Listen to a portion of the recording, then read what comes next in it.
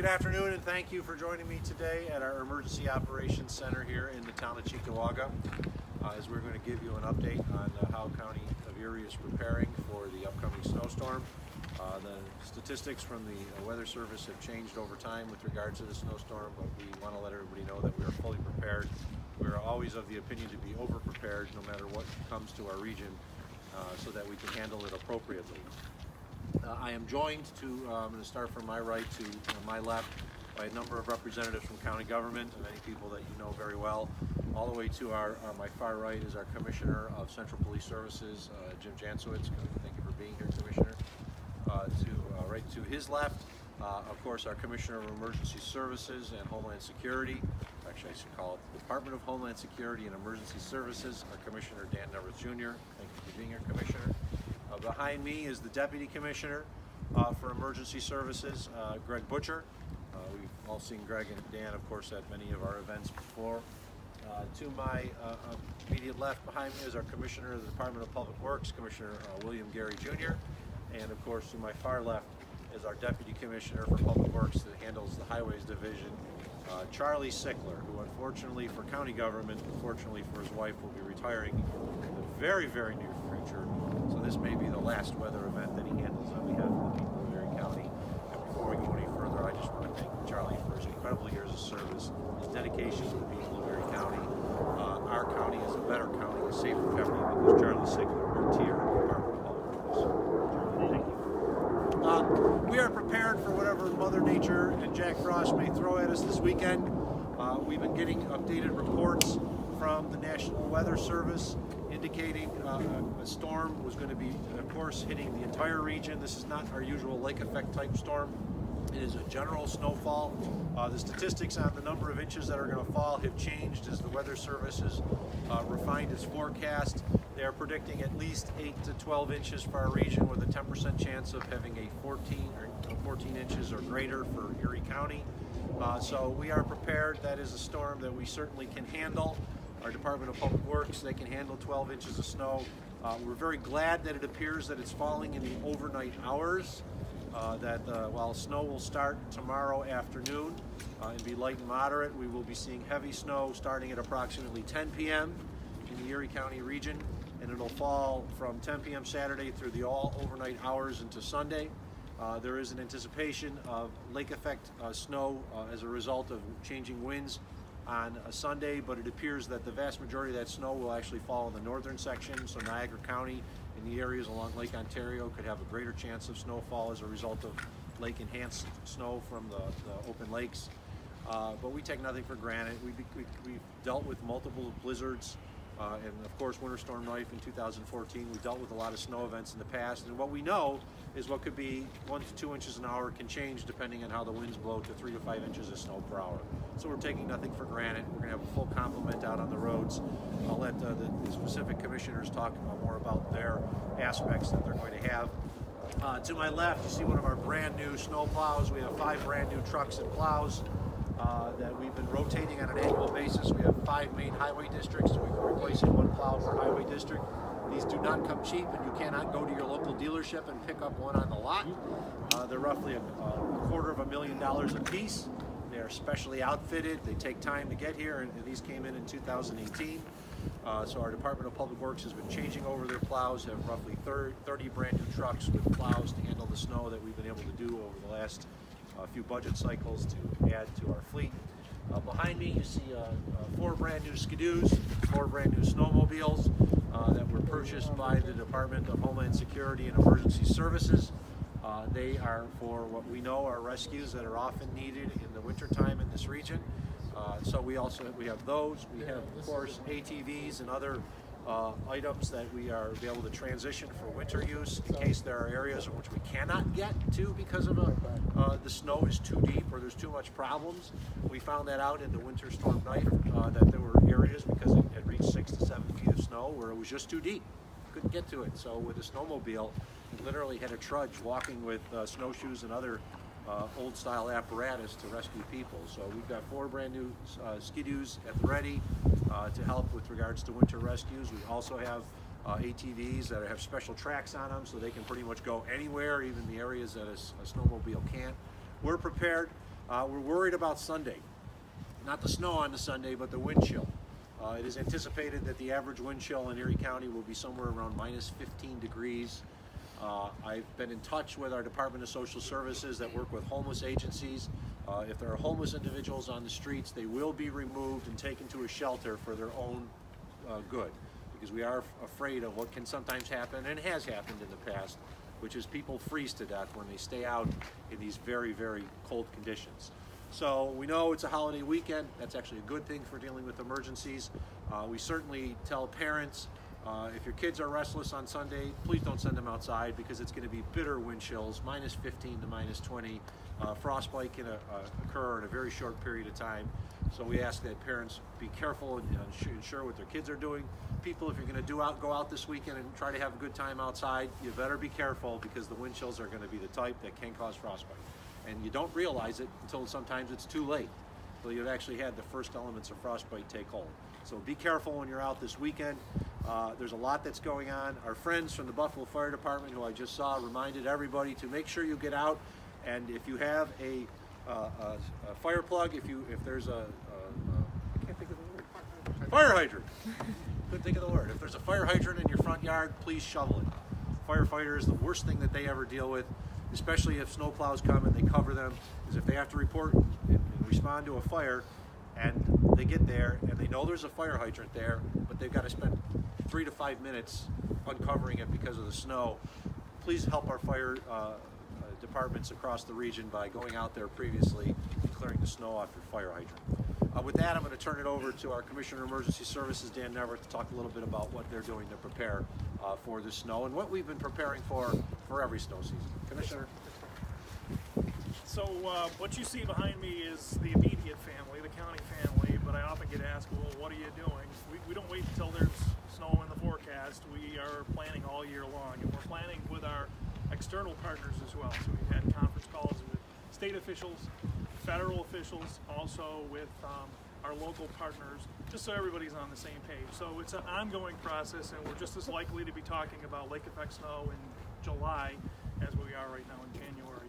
I did also want to just extend kudos and a special thank you to the folks at the National Weather Service. As we know, with the government shutdown, they are currently working without pay. They do a phenomenal job, absolutely essential to first responders when it comes to events like this that are not only going to be impacting Western New York, but an entire swath of the country and New York State. So I did want to give a little shout out to them, because they've been working almost a month now without pay. They still show up for work. There's no complaining from them whatsoever, and they are also partners of ours when it comes to these events and planning for these type of events like Western New York and Erie County, especially being storm ready. So you see the partners behind me. You know that we're working with our other partners. I've got staff that's here. We have some of the new equipment that is there if we need to put it into service. Hopefully we won't have to. But it's about partnerships. It's not so much about all of the equipment, but it's about the partnerships. And we're ready to go. Hopefully we won't have to be deployed anywhere, but we're ready to go to the other end of the state if we have to. But my advice to everyone is, it's a weekend, it's a holiday weekend, a couple of good football games on Sunday. You don't have to go anywhere, don't go anywhere. Because as Commissioner Geary will tell you, our biggest issues during these events are not so much the plowing, but plowing around people that decided that they were capable of driving in those type of conditions. So stay home, enjoy yourself. We've all heard the Mayor Griffin references over the years. That to this day is phenomenal advice. Thank you, Commissioner. The Griffin scale, this is probably a case of OB splits on the Griffin scale, for those of you who've been asking, which is actually one of the most popular tweets I've ever had. Not surprising for Buffalo. But I'm going to have an opportunity for our Commissioner of Central Police Services, James Janswitz, to come up and talk a little bit about what they're doing to prepare at the 911 call center and some of the other things that they've been dealing with code blue. Commissioner. Thank you. From the Central Police Services perspective, we have increased the staffing in the 911 call center throughout the weekend. So we'll be prepared to handle if there is any surge of additional 911 calls, whether it's police, fire, or medical emergencies. We'll be prepared to handle those calls and direct them to the appropriate place. Also, as the county executive said, there is a code blue in effect, and that is aimed for the homeless individuals throughout the county. There will be public service agencies and volunteers throughout the county and throughout the weekend to assist those individuals to find shelter. So we're positioned to connect those groups to the appropriate agencies when needed to find the shelter for the homeless individuals throughout the county. And as always, we'll stay in contact with our law enforcement partners throughout this weekend and assist them in any way needed from the county. So with that, I'll turn it back over to the county. Thank you, Commissioner. When it comes to, we say homeless and getting people shelter, we also have to work with our partners like in the Rural Outreach Center, where often if an individual, if they lose power in the rural areas, sometimes the power will actually provide the majority of their heat. If they don't have a heat source, then we're actually providing shelter for those individuals as well. So they may have a home, but we may need to shelter them because they don't have a heat source when it gets so cold. Last but not least, I'm going to turn it over to our Department of Public Works, Commissioner William Gary Jr. and our Deputy Commissioner for Highways, Charlie Sickler. These gentlemen work very hard to ensure that when the storms come, we have the fleet available and the individuals ready so that they can handle the snow. I was talking to one of my colleagues from across the country at a conference recently, and I was talking about the amount of snow we get, and they were talking about how 3-4 inches will shut down the whole county. And I laughed. I said, no, 3-4 inches doesn't shut down the whole county. 1 foot to 18 inches doesn't shut down our county because of the tremendous people that we have in public works. When we have storms like that, we don't call them superstorms, we call it winter. So, Public Works. Thank you, Mr. County Executive, and I think you hit it the nail on the head here. This is not a major event for us. And I might even note that it's been 40 days since we've had what I would call significant snowstorm for our guys. It's almost like skiers waiting for the snow. We have some 80-some drivers that can't wait to get at this. One of our new trucks is here. We have 42 other trucks on top of this. In addition, there's almost 15,000 tons of salt ready to be applied to the road. So we're ready, willing, able, and the guys are itching to get in. So I don't think we'll have a problem. But some of the points noted, commissioners have noted here, if you can stay off the roads, if we do have some of the drifting and all, they can pose problems for our plow drivers. If we do have a lot of drifting, we also have added 3 other front end loaders with snow blowers on them. So I think some of our guys are waiting to get out and use those too. So we may not have enough depth initially for the snow blowers, but the high winds and all could cause drifting, and we'll need to clear the roads and push it back. Back to the Jimmy Griffin scale here on drinking. Have a 6-pack. Well, I learned further that our own county executive has further refined that scale and has it rated. So this is what is called an OV split kind of scale. So I can define that to you later. But basically what we're saying is we can handle it, we're ready for it, and that's all I have to offer. So thank you. Thank you, Charlie. You can see what kind of man Charlie Sickler was because he never spent time at Mulligan's Brick Bar in the 80s and 90s, where if you did, you know what an OV split is. Because it basically you bought it in a bucket and you drank it and you dropped the glass on the floor. You had to be there to see it. But with that, open up to any questions. Is this like a perfect time if you're going to have a winter storm? Perfect holiday weekend, schools are closed, savers are out of town, you know. It is absolutely perfect. One of our biggest worries is having a winter storm or a lake effect storm that comes up just as the schools are letting out. We've seen it in the past where school buses have been stuck on the road because they went out the wrong time. And that's an issue we deal with. We deal with it. I mean, Greg Butcher can talk from emergency services because he's in contact a lot with the school superintendents, telling them when they should let out students and when they should open schools and not. So with it, snow falling on a Saturday night through Sunday and then the holiday on Monday, it's not a huge storm for this area. Other parts of the country, it would devastate it, it would shut it down. We feel confident that we'll be business as usual throughout the whole storm, and it does help that it's falling on a holiday weekend. Is there any issues on overtime though, or having to call more people? No, as Deputy Commissioner Sickler noted, we really haven't used much overtime for 2018 and 19 for the winter season because we really haven't had the snow. And he's right, they're itching to get out there. These guys want to make money. And this is not a problem. We are much under our budget for overtime so far, so I don't see a problem. But could you talk a little bit more about personnel and whether you are having more crews over the weekend, and if so, how many more? And I know you said that there's plenty of overtime, but overtime would be used, right? Well, some overtime would be used. We do actually are on multiple shifts, so there are people who are scheduled for the overnight hours anyway at this time of year, so they would be regular time. Charlie, you've got the list on how many? Yeah, I do. There's 80-some people. We are on double shifts. We can run from 12 to 12 and again from 12 to 12, so noon to midnight. All barns are staffed. We have 80 people. Overtime is coming in a good time for the weekend and all, so I think we're pretty well set. And in terms of salt, some of the salt, or maybe a lot of it, is from last year, leftover from last year, or is this new stuff in? This is basically new. We've used up some initially for those 2 initial events, I'll call them, that we've gone through, so it's fresh snow. Down the southern tier, or fresh salt, I'm sorry.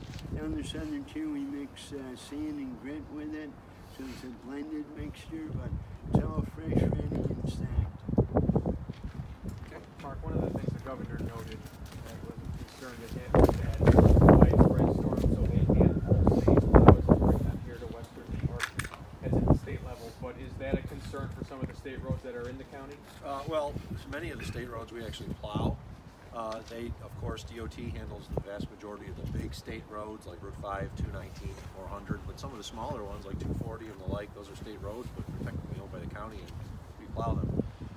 If we were talking about 3 feet of snow, I'd be a little bit more worried, but considering we're talking at most at 18 inches, 14 to 18 inches over a 12-hour time span, that's normal. I mean, what people in the city of Buffalo don't often realize, but our friends in Public Works can testify to, they might get 3 to 4 inches in the city of Buffalo and get 18 inches in the southern part of the county. And it's business as usual because that's where we expect it. And we have the plows and the staff at ready. If we were talking more than 3 feet of snow in a 24-hour period, I would be worried at that point, but we're not. Because you are pretty concerned about the cold and the wind chill, does the wind chill in itself present any challenges for crews out there? Well, for our DPW crews, it doesn't as long as they're inside the cab. If they have to leave the cab because of helping somebody on the side of the road or stuff like that, just like our sheriff's office, whenever people go out into dangerous situations, they not only put themselves at risk, they put first responders and others at risk. And that was a big problem during Winter Storm Knife, is the conditions were so bad when people were calling us saying, I'm stuck. They didn't even know where they were. We couldn't send anybody out because it was too dangerous at times to send people out. When we finally did send them out, we didn't know where they were. So if you can avoid being out in dangerous situations, in cold situations, we ask that. I mean, I know it's pretty cold right now, and it's nowhere near as cold as it's going to be on Sunday. It's probably going to be, I think the wind chill right now is around 20 degrees, 15 degrees at most. It's going to be 30 degrees colder with the wind chill on Sunday, and if you think it's cold now, wait till Sunday. So we're just asking people to exercise good thoughts and exercise caution, especially parents. Don't send your kids out on Sunday. They're going to want to go out. We've seen this in the past. Oh, it's a holiday, I want to go out and play. Especially if it snows the day before, they're all going to want to go sledding and play out and make snowmen, but you don't want to make snowmen when it's minus 15 degrees real field temperature. That actually puts them at risk for frostbite. Is there an official alert that gets sent out because of how cold it's going to be? I know you're telling people don't go outside, but is there anything official that would come from the county? At this point, Code Blue will be in effect, as well as what's the National Weather Service has issued, which is the winter storm warning. If it gets to a particular point, we would actually offer a extreme wind chill warning. I believe that's actually going into effect for the Tug Hill Plateau. Where they're talking it's going to be minus 40 degrees wind chill up by Watertown and those areas. So they have an extreme wind chill warning going into effect there. We haven't reached it yet, but I think we all can use some common sense and realize minus 15 is pretty damn cold. How does the cold impact salting the roads and the treatment on the roads, if at all? No, that's a fair question. Obviously, the salt does not react well once it gets below 10 degrees. Friction from the vehicles on high traffic roads help break down that salt and help the process. But we'll conserve salt in those instances for that short period of time when we're looking at negative temperatures. But like Deputy Commissioner Sickler had said, in the southern half, the hills, we add a grit layer with the salt, so we'll take a blended mix. Instead of 2 to 1, we may take it up to 3 to 1, so that there is some better traction for the vehicles. But you have to exercise caution when you drive to the conditions and go a little extra slower, because it may not be an effective temperature range for the salt to be working to clear the ice from them. And when does the county expect to first start salting roads or treating the roads? So we've been out treating since last night. We're on, like I said, we're on 24-hour schedules now. So we already have a little bit of a brine layer on the roads. We have crews on through tonight, and for the next 72 hours through the weekend, crews will be working around the clock. They'll be watching the temperatures in the overnight period, especially salting. Another good reason why this coming in late at night, less traffic on the roads, so they can move the snow and not have to worry about losing any of the products that they're putting down. Any other questions? Okay, everyone, just stay safe this weekend. This is nothing that we can't handle. We're used to this kind of weather, and if we do that, we'll all get through it, and it'll be nice, and then we'll be back to work on Tuesday, wishing that it had been a little warmer on Sunday and Monday so we could go out and enjoy this new fresh snow. Thanks, everyone. Go Chiefs!